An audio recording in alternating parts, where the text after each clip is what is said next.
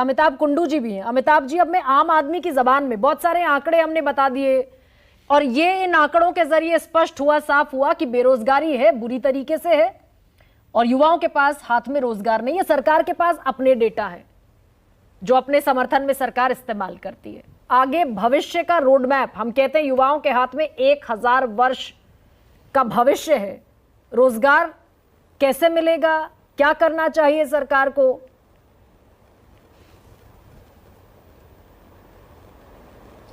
गरिमा जी, सारे आंकड़े तो अरुण कुमार जी ने दे दिए।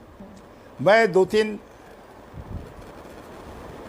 तीन ऐसे मुद्दे उठाना चाहता हूं जिस पर हमें फोकस करनी पड़ेगी इस चर्चा शुरू करने के पहले। बिल्कुल सर। पहली बात तो यह है कि गोपाल जी ने जो कहा कि बेरोजगार वो हैं जो नौकरी में हैं और नौकरी ढूंढ भी रहे हैं, ये सही नहीं है।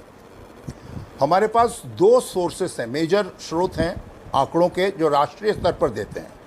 एक है centre for monitoring Indian economy, CMIE, जो एक प्राइवेट संस्था है जिसके आंकड़ा जो 7.95% वो जुलाई महीने का है, उस पर हम लोग फोकस कर रहे हैं बार बार।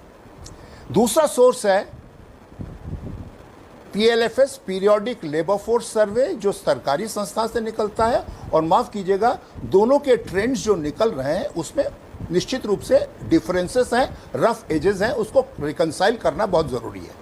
अब आपने जो बात बताई कि सरकार की कोशिश यह है कि 10 लाख नौकरियां अगले 1.5 साल में दी जाएगी, मुझे लगता है ये रोजगार मेले के जरिए नौकरी देना ये गलत तरीका है।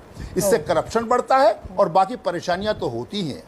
लेकिन अगर ये प्रजातंत्र का एक अच्छी बात यह है कि चुनाव के पहले 1-2 साल तक कुछ ऐसे रोजगार के और ऐसे प्रोग्राम्स किए जाते हैं जो जनता को एड्रेस करने की कोशिश करता है। अगर ये सरकार कर पाती है अच्छी बात है, लेकिन मुझे उम्मीद है कि जो भी सरकार आए उसके आगे 5 साल भी यही योजना बनाए रखना चाहिए। लेकिन 10 लाख नौकरी क्या है हमारे लिए? हमारी जरूरत यह है, ये बीजेपी के नेता भी बता रहे हैं कि 1.5 करोड़ नौकरी कम से कम चाहिए अगले 5 साल तक। ये सरकारी नौकरियों का ऑर्गेनाइज सेक्टर का कंट्रीब्यूशन टोटल रोजगार में 9% से भी कम है, उसमें 60-70% सरकारी नौकरियों का है। इससे जो है टेम्पो बन सकता है, लेकिन निश्चित रूप से जो बेरोजगारी की समस्या है उसको हम लोग नहीं समाप्त कर पाएंगे। हमें इकोनॉमी को ये बूस्ट अप करना पड़ेगा।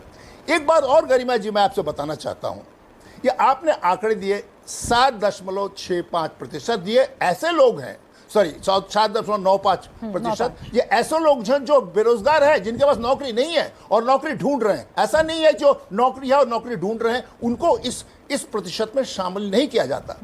लेकिन आपने कहा 51% लोग बेरोजगार हैं। अब ये रोजगार में नहीं है 51% लोग। अगर 15 से 64 साल के लोगों को भी लें तो अरुण कुमार जी ने बताया कि 40-50% लोग जो हैं काम में हैं, लेकिन बाकी लोग बेरोजगार नहीं है। महिलाएं रोजगार में नहीं है। There are social cultural factors, there are many other sections जहां पर जो है रोजगार न जाने की वजह है। मुझे लगता है कि स्ट्रेट कंपैरिजन इंटरनेशनल से सही नहीं है, लेकिन इसमें कोई शुबा नहीं है कि अगर हम CMI के डेटा से हटके अगर हम पीरियोडिक लेबर फोर्स सर्वे के डेटा को भी लें, जिससे बताते हैं पीरियोडिक लेबर फोर्स सर्वे कि सबसे हाईएस्ट अनएम्प्लॉयमेंट रेट 17-18 में था, उसके बाद में लगातार थोड़ी बहुत कमी आती रहती है। हाँ। लेकिन फिर भी बेरोजगारी का दर 6% है। 6%। लेकिन ये कितना गंभीर है जिस प्रतिशत की हम बात कर रहे हैं? मैं ये कह रहा हूं, ये कितना गंभीर, और सरकार को क्या एक तरीके से सलाह देना चाहेंगे? गोपाल जी बैठे हमारे साथ। गरिमा जी, मैं आपसे एक बात कहना चाहता हूं।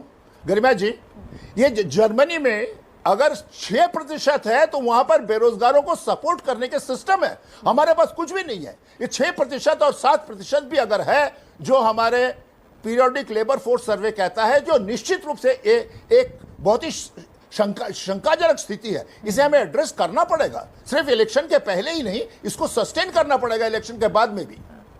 ठीक है।